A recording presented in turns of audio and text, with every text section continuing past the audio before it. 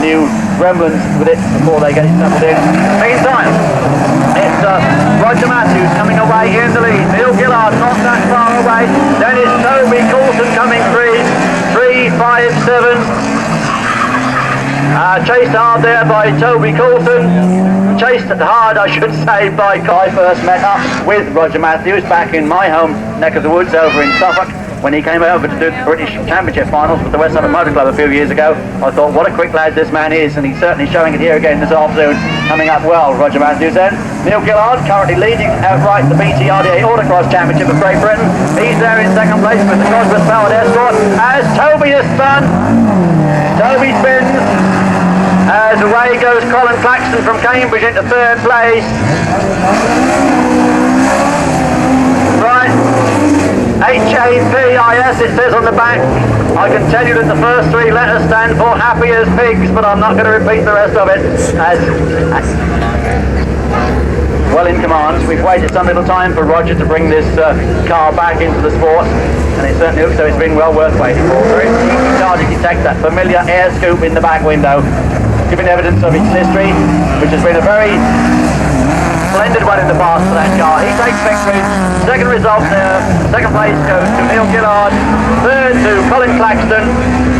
Colin coming home there in the car that was used last year by a young man from Northern Ireland who's currently dominating Formula C in Line of Rain, and a very tasty circuit for them as the lights go green.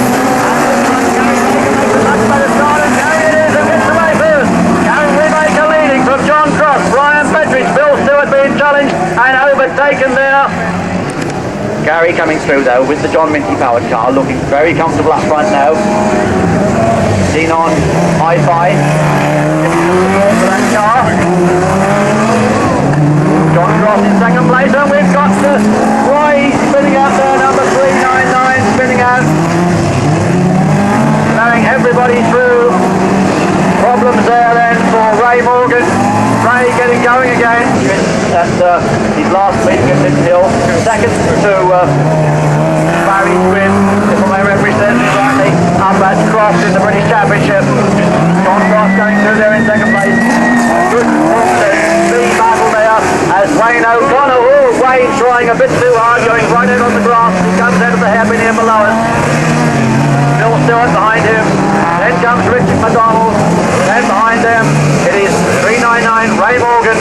Luck is being very dominant in Formula B. It's moving into Formula A. He hasn't all gone right for Gary Baker. So Gary coming through there, and things are beginning to work well now for that man. John Cross in second. Third place goes to 101. Behind him comes Wayne O'Connor. Behind Wayne, 58 Bill Stewart. Then comes 310 Richard McDonald. 399 Ray Morgan. And completing the order will indeed be Ian Rowland.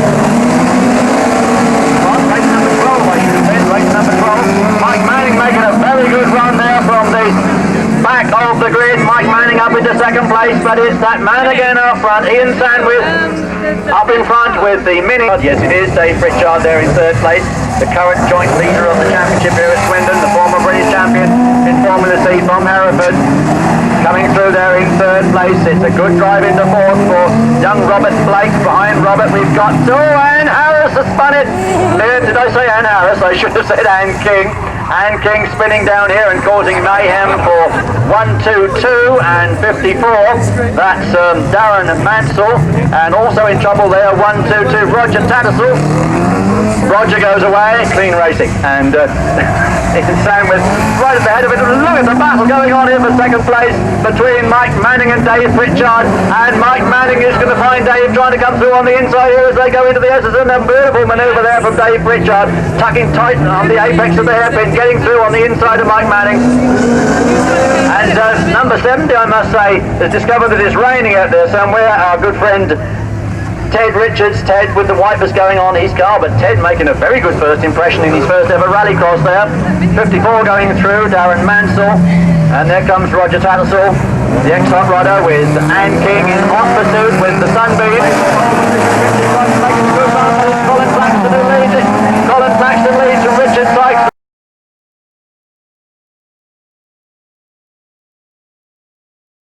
Barton, then comes Mike Howland, then Nick Cook, number 11. Going through there is John Smith. I had a word with Dave Pritchard while the quads were going round, and I thought about car number 11, and indeed, car number 11 is the car that I thought it was, originally built by Dave Pritchard, and last driven in Rallycross by Bristol driver Mark Baker. Going through there in last slot from Milford Haven still progresses. Mike Howland coming away then in the car that was formerly driven by Guy Williams. No, Mike Howland looks happy at the moment. Mike is leading. Second place is still Lyndon Barton in the Victoria Garage entry. Then comes Nick Jones, then Richard Sykes. Bit of a gap to John Smith. He's lost it. We've already had Mike Howling winning it. Lyndon Barton second. Nick Jones comes through to take Rallycross. David's on here this afternoon. Warren Dukes.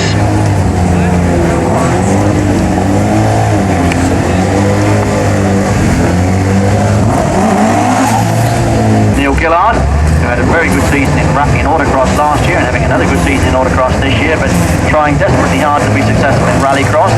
266, Mick Mansell, the centre shouldn't have anybody.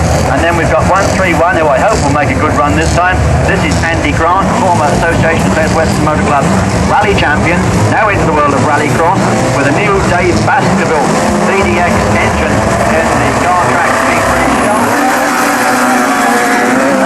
And he makes a pretty good start from the back row of the grid. And he is already through into third place. Andy Grant up into third place. It's Ray Morgan who leads it, and gone out to grass there is the Jersey Farm Hotel entry of Mark Watson. He's cut RS100, RS200, number 100. Gary is coming through with a terrific scrap going for second place though. Mick Mansell, this is going to be the battle of the race between Mick Mansell and Ray Morgan, and it's Mick Mansell. A good manoeuvre through on the inside there. Ray Morgan having to give best to young Mick Mansell. Now let's see what Mick can do. That's a pretty useful result. Sitting there in third place. Neil Gillard at the moment with no answer to them. Mark Watson coming in to have a close look with the beautifully turned out Peugeot. Peugeot prepared for Mark Watson by T-Cell Motorsport using a Tony Vardy prepared 1600cc 8-valve engine, and he's hanging on to some of the very best in Formula B at the moment. Andy Grant going away. Obviously he's Ray Baker. Here comes the checker flag to signify the end of this qualifying heat, and the RS200 mid-engine 4-wheel drive turbocharged device. Gary Baker then through to take victory. It's going to be Mick Mansell, a very strong second place with the 2-wheel drive Mark III rear-wheel drive Escort ahead of Ray Morgan. Neil Gillard hounded home there by Mad Mark, the DJ from Radio TFM, with Andy Grant.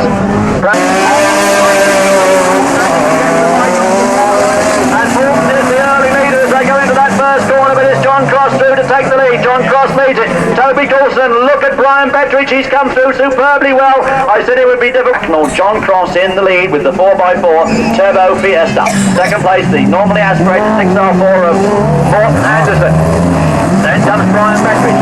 Then a good drive here from 109 Roger Matthews in the Mark II. Wayne O'Connor looks as though a bit of rear body work on the big road. All down to third runs to decide who takes pole for the Formula A final. John Cross coming through with the new 1800 turbo engine there from Wayne O'Connor. Have we got Wayne O'Connor up now into fourth place. Roger Matthews has spun out. It's going to be the last position for him, or is it going to be anything? Yes. Roger gets going again, very politely sitting there until the rest of the field has gone through before he rejoins as a gentleman in England smirking. That car works very well. The proprietor of Supertune himself at the wheel of it, Wayne O'Connor, challenging hard on Brian Betteridge. The two Midlanders having a tremendous battle for the leading two-wheel drive. It's John Cross who wins it now. Morton Anderson in second place. And can Wayne O'Connor come through by the flags? No, I don't think he can. Brian Betteridge just takes that one from Wayne O'Connor. Bill Stewart not that far away with the Richard Sykes makes an absolutely disastrous start. And who is it going to be? It's Tony Gunson. So watch Richard Sykes. There was a lot of black smoke seemingly coming from his car as it went off the line, as if it would got a bit rich sitting there on the start.